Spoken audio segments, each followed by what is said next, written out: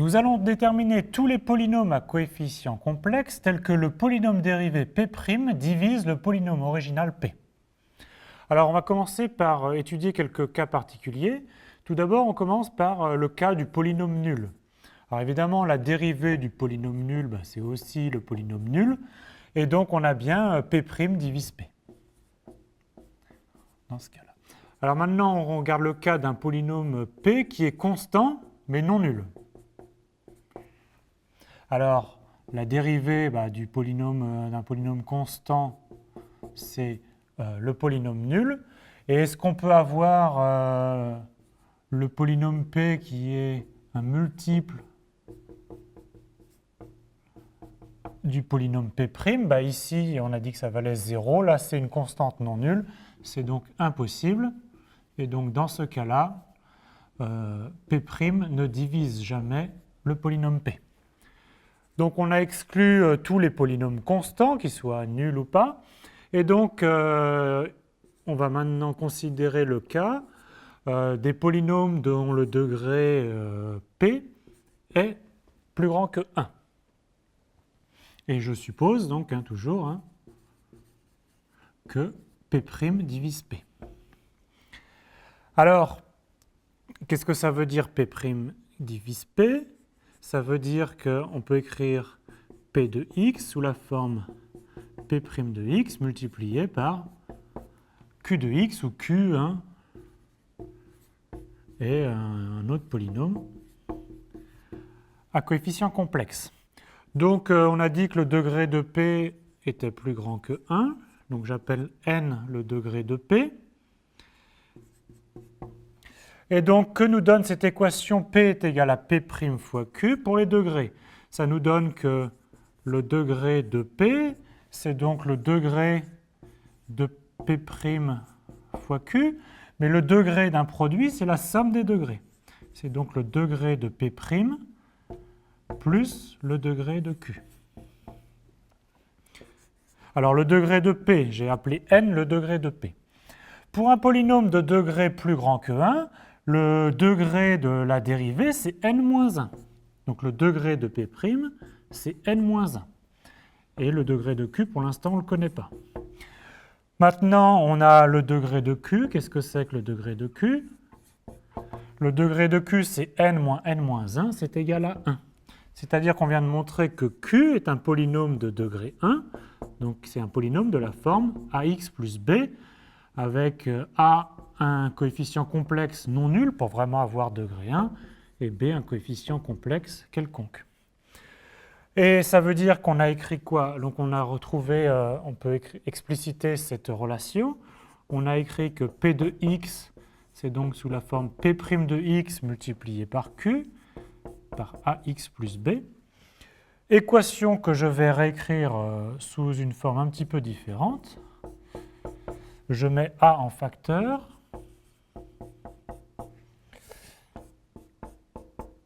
Donc A facteur de P', facteur de x plus B sur A. Et c'est cette équation qui va nous permettre de continuer l'exercice.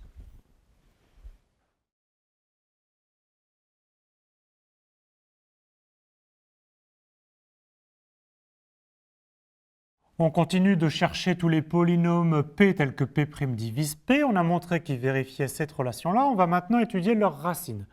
Donc, bien sûr, si on pose Z0 est égal à moins B sur A, alors, bien sûr, Z0, c'est une racine de ce polynôme-là, donc c'est une racine de P. Maintenant, on va prendre une valeur Z qui n'est pas moins B sur A, et on va supposer que Z est une racine de notre polynôme P, puis on va noter de multiplicité K, d'une certaine multiplicité. C'était K. Alors qu'est-ce que ça veut dire que Z est une racine de P de multiplicité K? Ça implique que x moins Z à la puissance K divise le polynôme P. Mais si x moins Z à la puissance K divise P, x moins Z à la puissance K divise ce produit. Mais x moins Z est premier avec x plus B sur A, car on a choisi un Z différent de moins B sur A. Donc x moins z à la puissance k divise p'.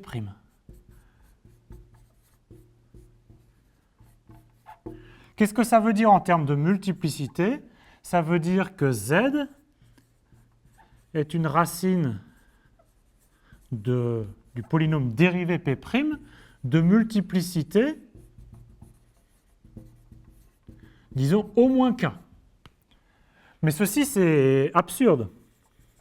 En effet, quand on a une racine de multiplicité k d'un polynôme, pour le polynôme dérivé, la multiplicité est k-1. Et là, on a montré que c'était plus grand que k. Donc, on obtient une contradiction. Qu'est-ce que c'est? Qu'est-ce qu'on en déduit? Ça veut dire que si z n'est pas égal à b moins a, z n'est pas une racine.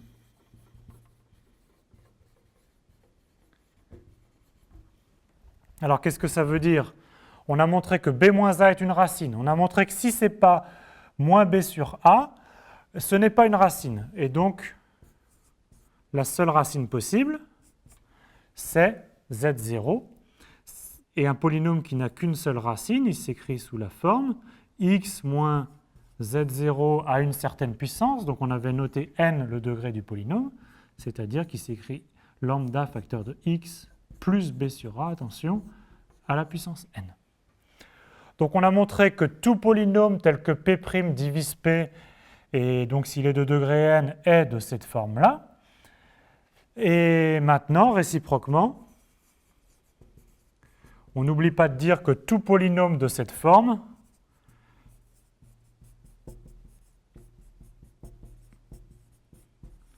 vérifie bien que son polynôme dérivé divise le polynôme.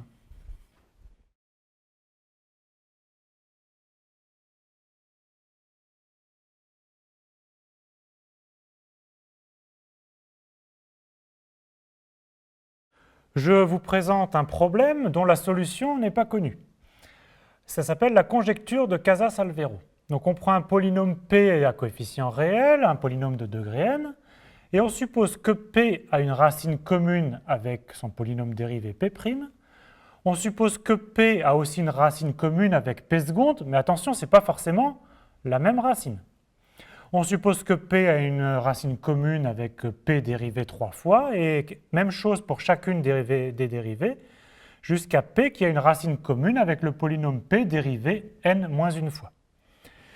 Et donc la conjecture dit que le seul polynôme qui peut convenir, c'est le polynôme p qui vaut ax plus b à la puissance n.